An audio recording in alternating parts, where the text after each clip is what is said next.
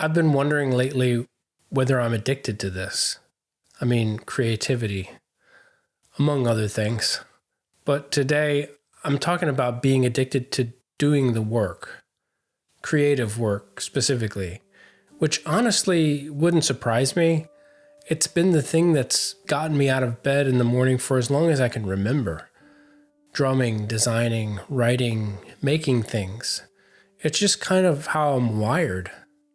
So yeah, maybe I'm addicted, and maybe that's fine.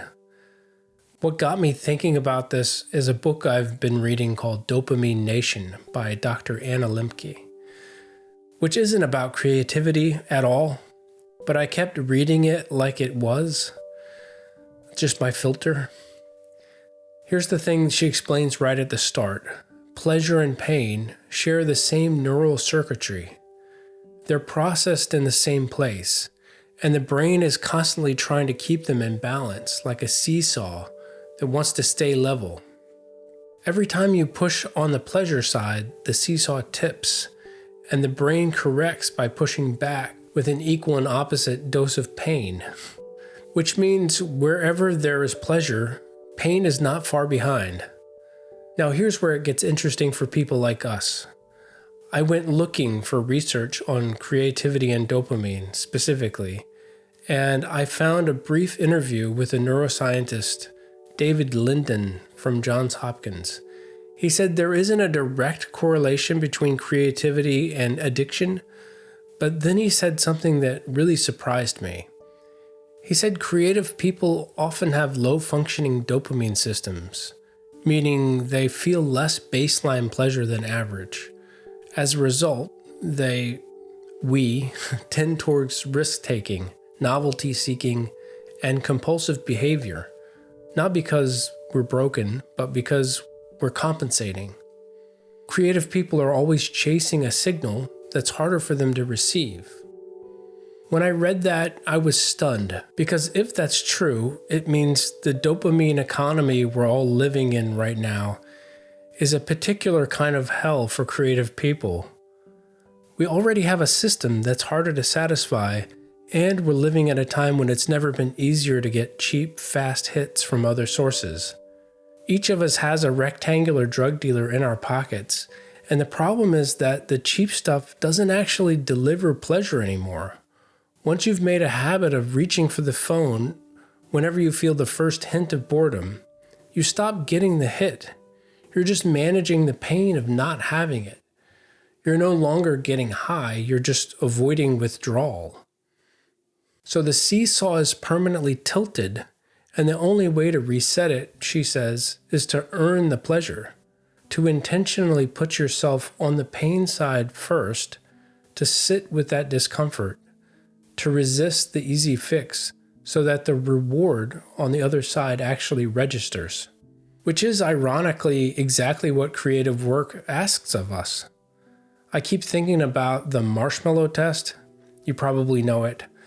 Kids are left alone in a room with a marshmallow and told if they don't eat it, they'll get a second one when the researcher comes back. The ones who wait, the research suggests, are obviously better people. No, I'm kidding. But they do tend to do better across a range of life outcomes. As creatives, we're in a constant marshmallow test, except our marshmallows come in two flavors. The external ones are obvious. The phone, the food, the alcohol, the show you could be watching instead. Those are the ones everyone talks about, but the internal ones are sneakier. And I think they're actually the bigger problem for people who make things. New ideas that pull toward the next thing, the brighter, shinier version of what you're working on, right when the thing you're working on gets hard. Even working on this episode, I got to this point and thought, maybe I should see what other ideas I have. Maybe there's something more interesting, something new. The temptation is always there. It's always an option. It generates its own little dopamine hit. Novelty for its own sake, completely disconnected from whether the new thing is actually better. Boredom is the pain side of the equation. that tempts us with the new idea marshmallow. And I've started to think that boredom is actually the thing we need most. Not the boredom of scrolling. That's just low-grade stimulation dressed up like boredom. Real boredom. The kind where you put the phone down, you've closed the new idea tab in your brain, and you're just sitting with the work that isn't exciting right now. That boredom is uncomfortable. It's supposed to be. But it's also the thing that actually pushes you through. Because here's what I've noticed. The satisfaction of finishing something, really finishing it, having stayed with it long enough to find out what it wanted to be, is a completely different category of feeling than any cheap hit I've gotten from my phone or from chasing a new idea. It's not just bigger, it's fulfilling in a way that nothing else is. Lembke says, to feel pleasure the way it was intended, you have to earn it. You have to invite some pain in, endure something, and let the reward come on the other side. So I don't think I'm addicted to creativity exactly, but I do think the work is the only marshmallow I've found that's actually worth waiting for. And the phone will always be right there on the table. That doesn't change. What changes is whether you reach for it. Okay, here's what I want us to try this week. That's including me, because God knows I need it. I want you to pick a project or a task or a subtask of a project, something you've been putting off. Set your timer for 20 minutes and sit there, bored, until the timer runs out. Or you could work on the thing during those 20 minutes, your choice. But you're not allowed to do anything else until the timer runs out.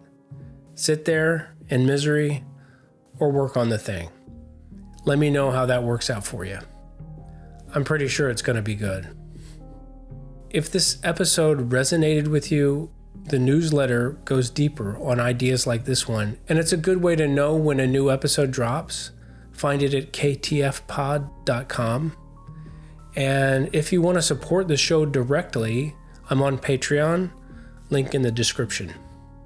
Thanks so much for hanging out. I'll catch you in the next episode. Until then, keep the flow.